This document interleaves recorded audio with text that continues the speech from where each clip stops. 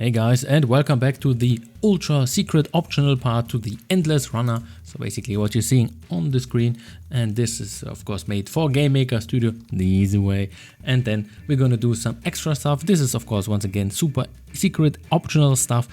You don't really need to do this, but I guess maybe you want to have a few things which are in there. For example, one thing, the screen stretching will be a little bit better. So this dude here.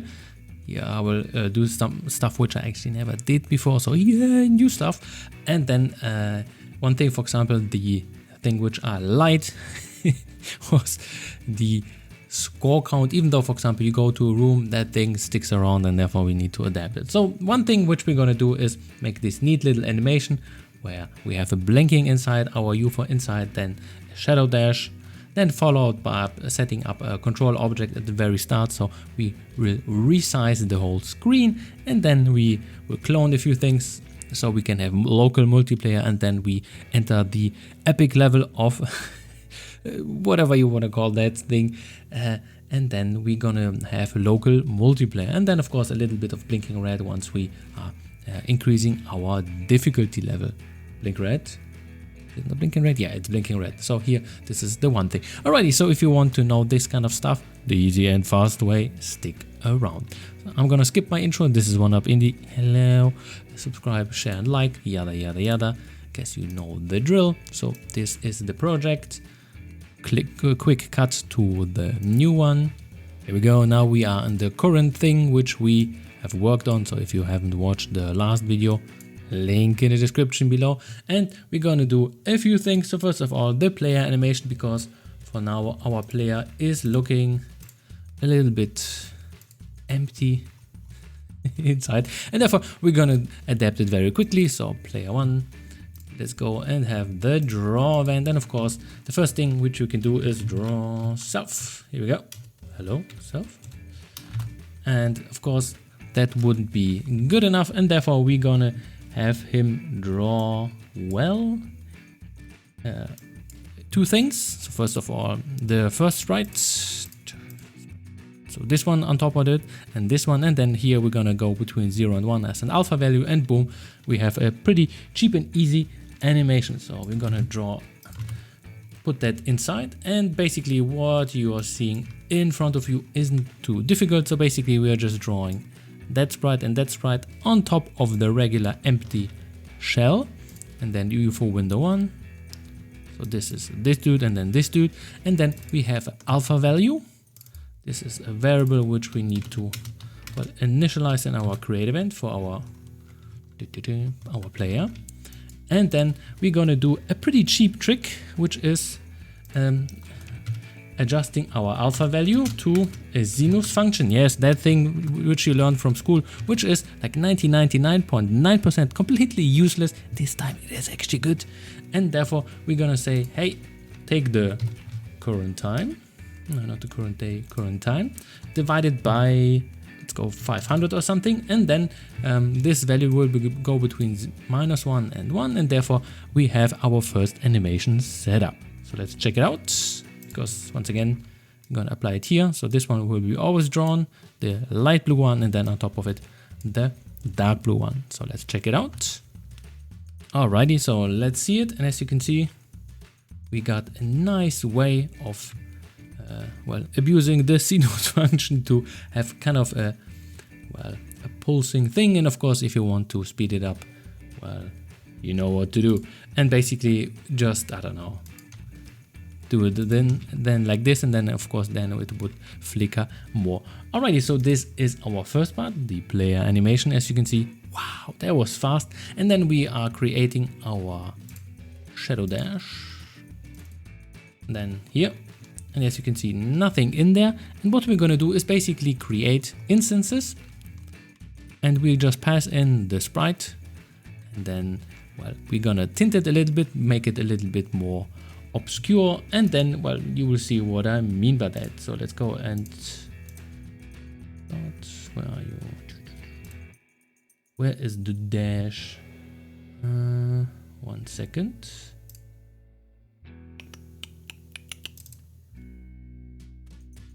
Alrighty, so for that we just need a few things. And we go into the creative end of that. Have to image alpha. Okay, so basically we are starting with a very low alpha because we don't want to overlay it too much. And therefore we just say like, hey, from that we will reduce from the standard. So the start alpha, we will reduce this kind of amount. So we can just basically, let's copy paste that. So as you can see, we can just say, hey, from our image alpha, from the thingy here, which we are spawning behind the player, we are reducing the alpha. And then once the alpha is very, very, very low or below 0, this is of course up to you. We say instance destroy. And how can we set it up? Very, very easy. So I guess you have seen that in my other video. So if you know already what's happening, you can skip this part because this is easy peasy territory. And we just say like, hey, let's spawn a few of those thingies here, so of the shadow, let's say every 10 steps. So for that we need to create a new variable and say like, hey, our alarm 0, which we haven't set up in our player. We just say like, hey, every 10 steps, so basically 6 times per second, we are doing something. And then of course we want to loop our alarm, and then we just say, hey, instance create. And what do we want to create? Well, our shadow thing. So we just say like shadow and then instance create on the same spot, instances, blah, blah, blah. And for now, nothing would be happening because first of all, that thing has no sprite assigned, and therefore we need to give it a sprite. And therefore we would just, well, create an object which is invisible, and then it goes away, and then yay, it was completely useless. So therefore let's give it some usefulness. So let's first of all assign it a sprite index. So this is quickly the index which is assigned here, and we're gonna take our own. Good. And then the next thing we want, maybe for example, because we changed the image X scale a little bit, so we need to apply that too. So from our shadow, we are taking over the image X scale also. And of course we need to take the image angle because our dude is rotating. So here this dude is rotating, and therefore we need to take the image angle also and pass it into our shadow which we are creating. And then the last thing, because we don't want to have a copy, let's check it out actually how it looks like. So let's see. Alrighty, so let's check it out. As you can see, it already does work, but it's not too terribly good. And therefore, let's give it a little bit of a nice blending. So let's get rid of this dude here and hold it. And then we just say like, hey, let's give it a nice, maybe higher image alpha. So let's go with 3.5 or whatever, and then say green. Let's go with 6.5 so you can actually check it out. Alrighty, and as you can see, now this looks nicer, and of course this is on top. Not the most optimal way, but as you can see, the effect is quite crisp now. So therefore we just reduce the image alpha. Of course this is not the best way because we want to have it below, but I encountered some nice interesting things. If you have multiple layers, then on HTML it didn't look too good, so therefore I dropped that thing. So here we need to leave it at this point, and we want to have the same stuff for our little asteroid, where are you? And apply basically the same stuff. So as you can see, these are my little quick cheat nodes, and we apply the same stuff for the asteroid. So we go and create an alarm, dump that in here. This color is just a little bit brownish, so it does look better, but basically this is the same. And then I didn't take the sprite index, I just took one without, as you can see, this one has a black outline, which I didn't like. I just said like, no outline. This definitely looks better without, and therefore we can just copy paste in that stuff. Also, as you can see here, our shadow object, we don't need to tinker with that anymore, and we're going to use the same stuff in the creative end. boom. But of course, if you downloaded it, you already know that stuff. So once again, that project is free to use and abuse in the in the links. You can check it out, you can download it. So here, not a big issue. So if you're getting lost in my video, this is just for you to show. And then we already achieved the first two things. So if that wasn't, where are we? Here we go. So we did our play animation, then the shadow dash, and now we come to the control thing, which I guess is the more interesting part, because now we need to do a few things. So first of all, we need to change our room width and height relative to the display which we're getting with. So this is the display then of the browser. Not the best solution, so please take that with a grain of salt. And here I just created a second room. As you can see, it is empty. It's nothing. I haven't done anything in here. And this is just to initialize, because if you resize a room, you can only do that one room before that. Not sure why that is, but you cannot dynamically change the room which you're currently in, and therefore you need one as a start room. So let's go start room, place our control objects in here. Have something here? No, I don't. And then we need to do one very quick thing. Okay, I already spoiled it a little bit. So let's do that step by step. First of all, we need to have a create event for our controller here. Boom. Grab the display width and the height. So this is the display which is on the screen which your browser is opening. For example, I have a dual screen on the left and on the right side, and therefore it will grab the screen size of where the browser is being opened. So here, just be aware of that. So if you have two screens, and therefore we just say like, hey, set the room width. So here room player 1. So this is where we have single player, and then we just inputting the display width and the display height. Not optimal, by the way. And therefore, for example, if we do something like this, so we just say like, hey, sweet, resize the window. This will work, yes, but it will not work as intended and not good enough in my opinion. So for example here, and then of course we need to jump to the second room. So we are in here, just say like, hey, resize the next room, and then jump into this one. This is basically what we did. And boom, it already, it's actually working surprisingly well.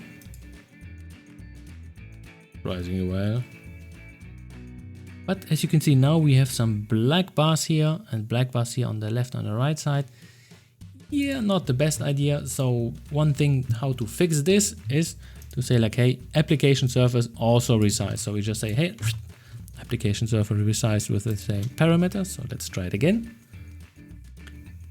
And boom. Yeah, no black bars. Sweet, because before that it was trying to squeeze that in, and then if it's trying to squeeze in, then it will say like, okay, horizontally, vertically, let's check it out. And then for example, if it's not fitting, then it will try to fit it in anyway, and therefore you will get those black bars, which we don't want. And then the last thing, for example, we got some points, but let's say we are crashing in and then the points are still sticking around. This is not good. And then therefore what we can do is, let's go into our Asteriod. Okay, I'm lying. Let's go into our player, which is headbutting the Asteriod, and therefore we just say like, hey, score is equal to 0. So this is a thing. This score, as it seems, is outside of our control because it's being saved, and as long as the game is running, it's still there, and therefore we need to reset it. Alrighty, so as you can see, this whole stuff is working pretty sweet. So what we can actually do is clone a few things, because now we can run for multiplayer, which is pretty good. So let's go and create a second room. So first of all, we just say like, hey, if we are bumping into an Asteriod, if you are on level 2, then, well, if you are on level for multiplayer, then we are jumping to that, and therefore we just say like, sweet, Control D, and we are copying it, call it players 2, then it will say like, okay, sweet, this room does exist. And therefore, as you can see, there is no change in here. So let's drag up our player 1 here and then create a player 2. And we want to distinguish this one. And therefore, what we can do is image blend. This is the cheap man's way how to see blue. Let's go for blue. Let's create a second player. And of course, we don't want him to be controlled by VK up. We just say, let's give it the good old standard. What are you? W. And the good old standard, what is that? S. Boom. And then we can, well, have a 2-player thing. But for now, we have no way how to access it. So therefore, we just go into our controller here. And in our object controller, once we are in the level. And then what we can do is just say like, hey, if we release the, let's go digits, yes, 1. Then we jump to a specific room.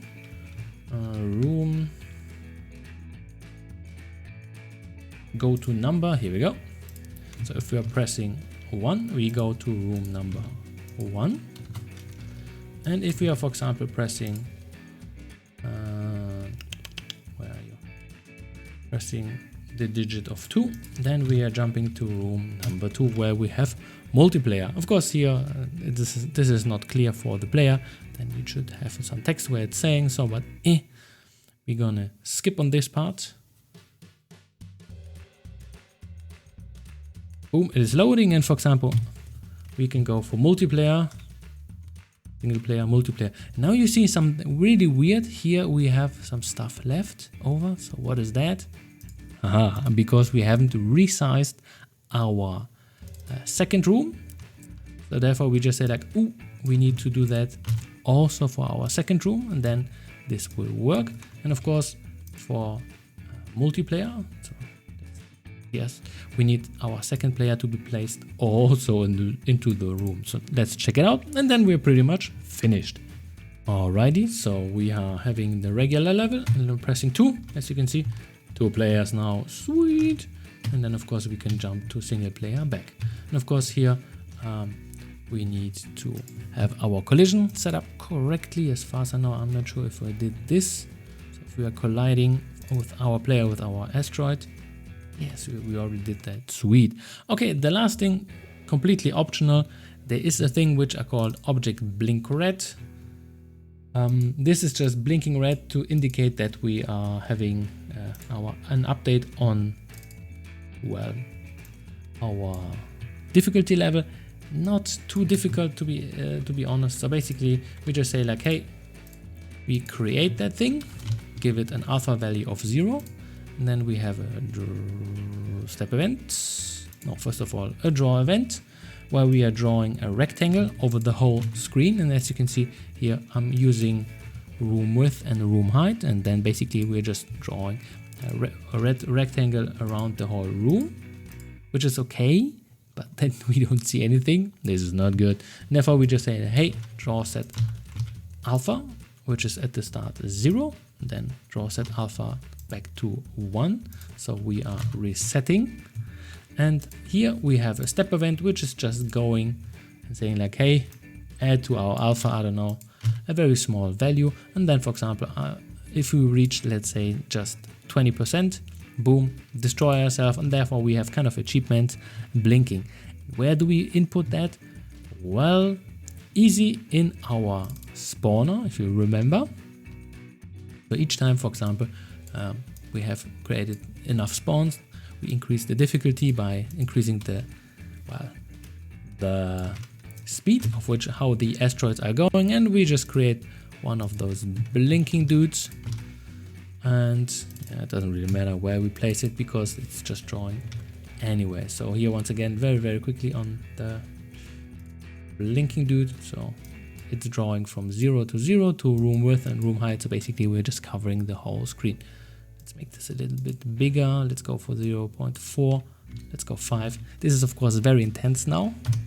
And boom. So first, second, and as you can see, very, very long blink. But this is of course then more significant. Really looks pretty neat. Then you can see the difficulty is ramping up as crazy, and it's done. Bam. Great. So everything is working. That was pretty much it from my side. Hopefully you enjoyed this. You already know how to use and abuse the little project here, and therefore yeah, that's it. I don't know what to say. Just give room for ideas how to start an endless runner, and this is just basically it. I don't know, totally I would say 35 to 40 minutes total, and then you got your endless runner set up. Alrighty, that was it from my side. Have a good one. One up indie.